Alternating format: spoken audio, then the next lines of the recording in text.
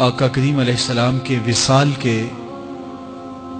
3 دن بعد ایک عربی، ایک دیہاتی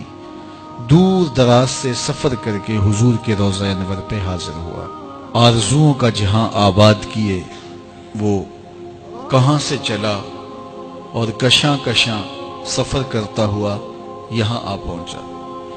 شہر مدینہ میں پہنچتے ہی کسی نے اسے بتایا کہ حضور تو رحلت فرما گئے، تو وہ بہت زیادہ صدمے سے دوچار ہوا، اور اس کی کیفیت یہ تھی کہ وہ حضور کی قبر انور پہ آ گیا اور قبر انور کی مٹی لے کر کے اپنے سر پر ڈالتا ہے اور ساتھ روتا ہے، اور اس نے دردناک اشعار کہے: اے وہ مقدس ذات جو اس سرزمین میں دفن ہے،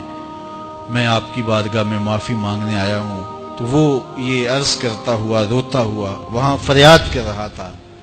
کہ میں تو معافی کے بغیر جاؤں گا نہیں۔ تو صاحب مدارک نے لکھا ہے: فنودیا من القبر انہ قد غفر لک، گنبد خضرا سے آواز آئی جا تیرے گناہ معاف کر دیے گئے۔ امام عطبی نے لکھا ہے، کتاب الشامل میں بھی ہے اور بھی لوگوں نے لکھا، تفسیر ابن کثیر مکی کی بڑی معتبر تفسیر مانی جاتی ہے، اور بہت سارے مکاتب فکر کے لوگ اس پر متفق ہیں۔ اور بھی لوگوں نے لکھا ہے کہ حضور کے وصال کے کچھ عرصہ بعد امام عطبی کہتے ہیں کہ میں حضور کے روضہ انور کے قریب بیٹھا تھا کہ ایک شخص آیا اور اس نے حضور کی بارگاہ میں گناہوں کی بخشش اور مغفرت کا سوال کیا، اور اتنی ضد کی کہ جس طرح کوئی اڑی کر جاتا ہے تو اس طرح وہ بہت زیادہ ضد کرتا تھا اور بار بار کہتا تھا: یہ تو مستغفرا لذنبی، میں اپنے گناہوں کی بخشش و مغفرت کے لیے آیا ہوں اور اس کے بغیر نہیں جاؤں گا۔ تو وہ اس طرح بات کر رہا تھا۔ تو امام عطبی کہتے ہیں کہ وہ چلا گیا تو میری آنکھ لگ گئی، جب آنکھ لگی تو حضور کی مجھے زیارت نصیب ہوئی،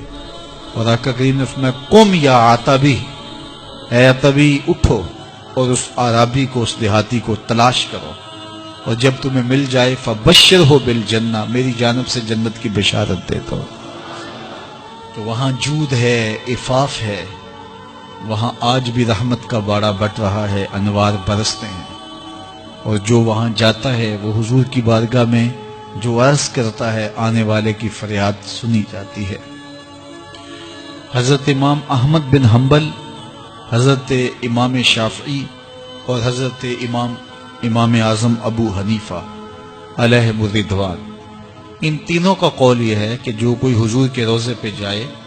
ادب سے سلام پیش کرے، ہاتھ باندھ کے کھڑا ہو۔ ہمارے حناف نے کتابوں میں لکھا ہے: یاقف کما یاقف المصلی، جس طرح نمازی ہاتھ باندھ کے دست بستہ کھڑا ہوتا ہے حضور کی بارگاہ میں، یوں ادب سے کھڑے ہوں اور حضور کے روضے کی طرف رخ ہو اور سلام عرض کیا جائے۔ تو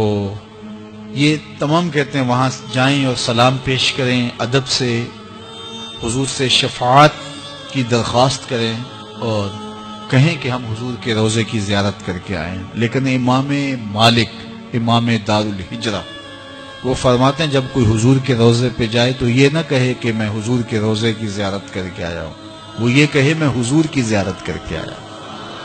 اس لیے کہ آقا کریم نے فرمایا: من زارا قبری بعد وفاتی فکأنما زارنی فی حیاتی، جس نے میری قبر کی میری وفات کے بعد زیارت کی وہ ایسے ہے جس طرح اس نے میری زیارت کی۔ تو اس اذعان کے ساتھ کہ میں حضور کے روبرو کھڑا ہوں اور آقا کریم علیہ الصلوۃ والسلام جو ہے وہ میری فریاد کو سن رہے ہیں اور جو میں کہہ رہا ہوں اس کو سماعت کر رہے ہیں، اور آقا کریم کرم بھی فرماتے ہیں، اپنے غلاموں کی ضروریات کو پورا بھی فرماتے ہیں، کیونکہ اللہ نے انہیں قاسم بنایا ہے، اللہ عطا کرتا ہے، محبوب بانٹتے ہیں۔ تو وہاں ادب سے، محبت سے پیش کیا گیا سلام، ہر صورت قبول ہوتا ہے، عقیدتوں کے سانچے میں ڈھل کر کے ادب کے انداز میں جب وہاں حاضری دی جائے تو پھر یقیناً وہاں سے جو ہے وہ محسوسات کی دنیا میں یا روحانی دنیا کے اندر جو لوگ بستے ہیں وہ یہ کیفیات پاتے بھی ہیں اور دیکھتے بھی ہیں کہ وہاں سے کتنے انوار بٹ رہے ہیں۔